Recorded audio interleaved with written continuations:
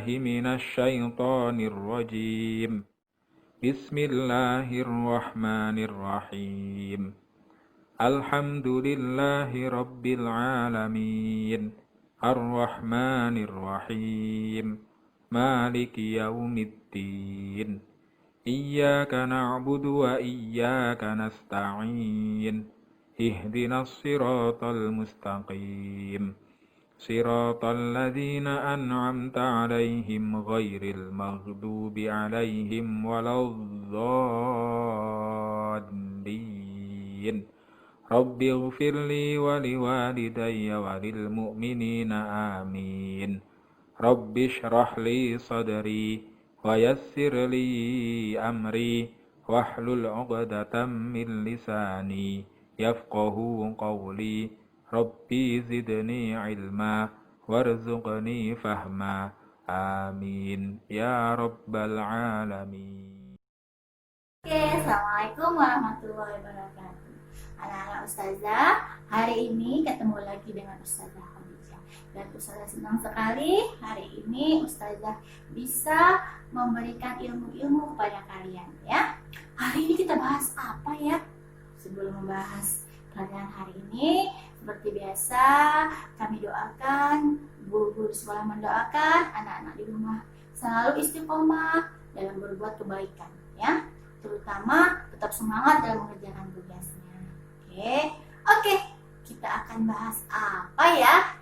Simak video kali ini. Kita akan membahas pelajaran IPS.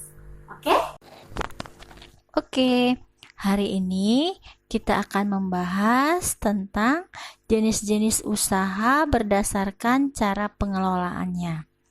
Kalau minggu kemarin kita membahas tentang jenis-jenis usaha berdasarkan bidangnya. Nah, kalau minggu kemarin berdasarkan bidangnya, kalau minggu ini berdasarkan cara pengelolaannya. Oke, cara pengelolaannya. Nah, suatu kegiatan usaha harus dikelola dengan baik agar dapat memberikan hasil yang maksimal. Kemudian kegiatan usaha yang ada di masyarakat dikelola oleh perseorangan atau kelompok. Jadi, ada yang perseorangan, ada juga yang kelompok. Berikut ini perbedaan antara kedua jenis usaha tersebut. Apa perbedaan dari usaha perseorangan atau kelompok tadi? Kita bahas yang pertama itu adalah usaha perseorangan terlebih dahulu. Usaha perseorangan artinya adalah usaha yang dimiliki oleh satu orang sayang. Ya, pemilik usaha juga merupakan pengelola usaha. Jadi, dia yang punya usaha dan dia juga yang mengelolanya. Usaha perseorangan memiliki kelebihan dan kekurangan sebagai berikut. Jadi usaha perseorangan ini juga punya kelebihan dan kekurangan. Apa aja kelebihan dan kekurangannya? Kita bahas dulu kelebihan usaha perseorangan terlebih dahulu. Ya, apa kelebihannya? Kelebihannya itu yang pertama, pemilik dapat mengembangkan usaha sesuai dengan keinginannya sendiri. Jadi dia nggak perlu diskusi-diskusi ya. Misalkan kalau dia 3 orang, 4 orang ya berkelompok, dia tentu minta pendapat dulu dengan teman-temannya kalau mau mengembangkan lagi. Nah, kalau punya perseorangan berarti ya udah punya dia sendiri. Mau diapain juga punya dia sendiri, nggak perlu lagi minta pendapat teman-teman yang kalau misalkan usaha tersebut punya bersama ya, karena itu punya dia sendiri, maka dia bisa mengembangkan dengan sesuai dengan keinginan dia sendiri. Yang kedua apa? Keuntungan yang diperoleh dapat dinikmatin sendiri. Ya iya, karena dia punya dia sendiri, punya usaha perseorangan, otomatis keuntungannya punya dia sendiri ya. Begitu juga dengan kerugian. Kalau dia rugi ya juga dia rugi sendiri, seperti itu. Yang ketiga apa? Yang ketiga, pengambilan keputusan dapat dilakukan dengan cepat. Maksudnya adalah seperti yang Ustazah bilang tadi, Dia nggak perlu lagi minta pendapat teman-temannya. Tidak perlu lagi adanya musyawarah. Nah, seperti itu. Karena itu adalah usahanya sendiri. Berarti dia mengambil tindakan sendiri dengan cepat. Nah, itulah keuntungannya atau kelebihannya. Setelah itu, kita akan bahas apa kekurangannya ya. Kekurangan usaha perseorangan itu ada. Oke, yang pertama, modal dan kemampuan terbatas. Maksudnya adalah, iya, karena itu punya dia sendiri, tidak bersama orang lain, otomatis modalnya pakai uang dia sendiri, ya. Tidak bareng-bareng dengan teman-temannya. Nah, kemudian kemampuan terbatas. Iya, karena apa? Karena punya dia sendiri, dia berpikir sendiri, modal sendiri, seperti itu. Itu kekurangan yang pertama. Kemudian yang kedua, kreativitas usaha terbatas. Karena punya dia sendiri, dia mengembangkan usaha tersebut sesuai dengan kreativitas dia sendiri ya. Kalau banyak orang kan enak tuh, misalkan 3 orang. Si A minta pendapat dengan si B memberi pendapat, kemudian si C juga memberi pendapat. Lah, kalau sendiri berarti kan usaha dia sendiri ya, kreativitas dia sendiri dong ya, nggak ada bantuan dari teman-temannya. Oke, yang ketiga, resiko dan kerugian usaha ditanggung sendiri. Oke, rugi-rugi sendiri, untung-untung sendiri, seperti itu ya nak ya. Oke, usaha perseorangan biasanya berupa usaha dalam skala kecil ya. Misalnya bengkel kecil, laundry, salon kecantikan, rumah makan, toko kelontong ya, tukang bakso keliling, pedagang asongan ya, banyak lagi. Seperti itu. Jadi dalam skala kecil contohnya. Nah, kemudian, kalau tadi kita membahas usaha perseorangan, sekarang kita akan membahas usaha kelompok. Nah, apa sih usaha kelompok itu?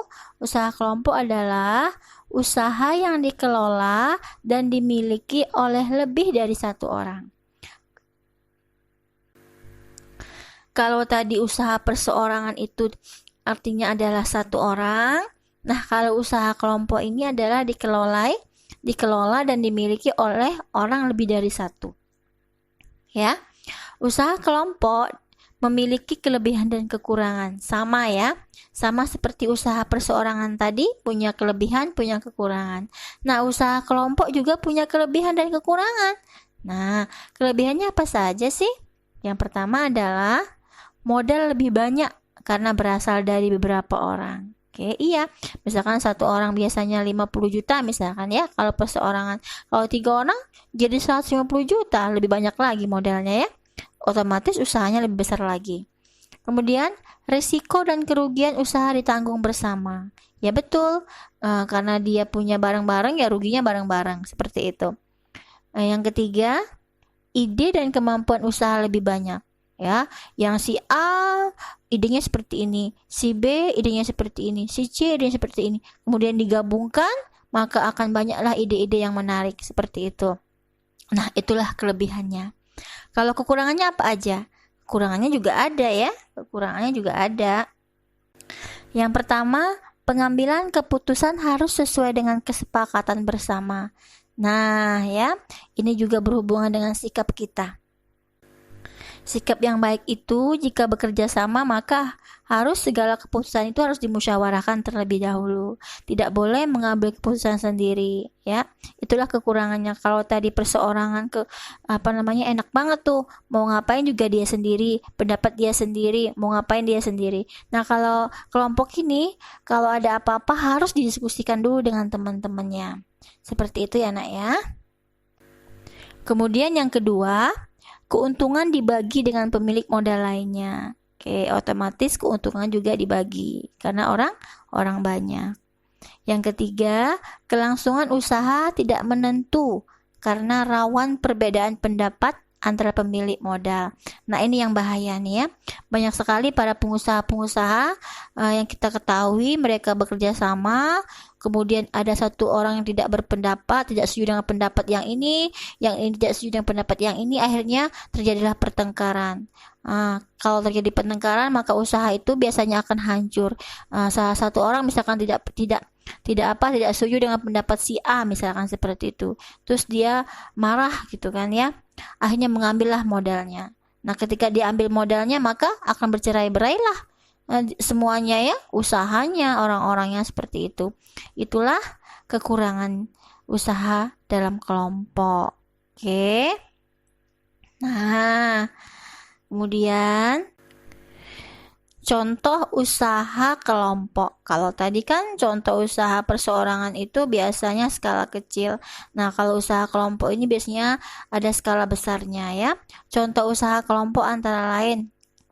Yang pertama itu persekutuan komanditair ya. Oke. CV didirikan oleh beberapa orang ya. Anggota CV ada yang menjadi anggota aktif, yaitu anggota yang menanamkan modal sekaligus menjalankan kegiatan usaha, dan anggota pasif, yaitu anggota yang hanya menanamkan modal, seperti itu. Nah, itulah pengertiannya. Kemudian yang kedua apa? Yang kedua ada firma. Apa itu firma? Firma didirikan oleh 2 orang atau lebih. Pada umumnya, para pendiri firma adalah orang-orang yang sudah mengenal dan saling percaya. Oke, mereka saling mengenal dan saling percaya, ya. Firma dijalankan oleh para anggotanya. Setiap anggota dapat bertindak atas nama firma. Oke, maju mundurnya firma ditanggung bersama. Risiko tindakan seseorang anggota firma ditanggung bersama. Misalnya, jika salah satu anggota mempunyai utang atas nama firma kepada pihak lain, maka utang tersebut ditanggung oleh seluruh anggota tersebut. Oke, seperti itu. Kemudian yang ketiga, contohnya adalah PT. Nah, biasanya kan itu kan skala besar tuh, PT itu perusahaan ya, perseroan terbatas. Perseroan terbatas atau PT adalah perusahaan yang didirikan oleh 2 orang atau lebih. Modal PT berasal dari penjualan saham. Oke. Kemudian yang keempat ada koperasi. Nah, koperasi ya. Oke. Koperasi adalah bentuk usaha bersama yang beranggotakan perseorangan atau badan hukum atas asas kekeluargaan. Oke. Koperasi didirikan oleh sekelompok orang. Modal koperasi berasal dari simpanan pokok dan simpanan wajib anggota. Nah, simpanan pokok dibayarkan pada awal menjadi anggota koperasi. Jadi, pada awal anggota koperasi itu ada simpanan pokok yang diberikan, ya. Sedangkan simpanan wajib dibayarkan setiap bulan. Oke. Nah, apa sih tujuan koperasi ini? Oke. Koperasi bertujuan untuk meningkatkan kesejahteraan anggotanya. Selain itu, koperasi juga bertujuan untuk ikut membangun tatanan perekonomian nasional dalam rangka mewujudkan masyarakat yang maju, adil, dan makmur. Oke. Contoh koperasi misalnya koperasi unit desa ya, koperasi pegawai negeri, koperasi serba usaha, dan koperasi sekolah. Oke, rapat anggota merupakan pemegang dan kekuasaan tertinggi dalam koperasi. Oke, rapat anggota berhak meminta keterangan dan pertanggungjawaban pengurus dan pengawas mengenai pengelolaan koperasi. Rapat anggota diadakan paling sedikit sekali setahun, sekali dalam 1 tahun. Oke, jadi rapat anggota koperasi tersebut diadakan paling sedikit sekali dalam 1 tahun, seperti itu. Oke, anak-anak, koperasi sekolah biasanya menyediakan alat perlengkapan sekolah, buku, pulpen, dan penggaris. Nah, itulah pembahasan hari ini jenis-jenis usaha berdasarkan cara pengelolaannya. Oke, sudah disimak kan videonya? Kalau udah disimak, simak dari awal terus sampai akhir, tidak terpotong-potong tentunya ya. Insya Allah paham. Oke, Ustazah udah kirimkan tugasnya di Moodle, silahkan dikerjakan, kirimkan juga ke Moodle ya. Semangat dalam berbuat kebaikan, anak-anak para kelas 5 itu hebat-hebat semua. Oke, sudah akhiri. Assalamualaikum warahmatullahi wabarakatuh.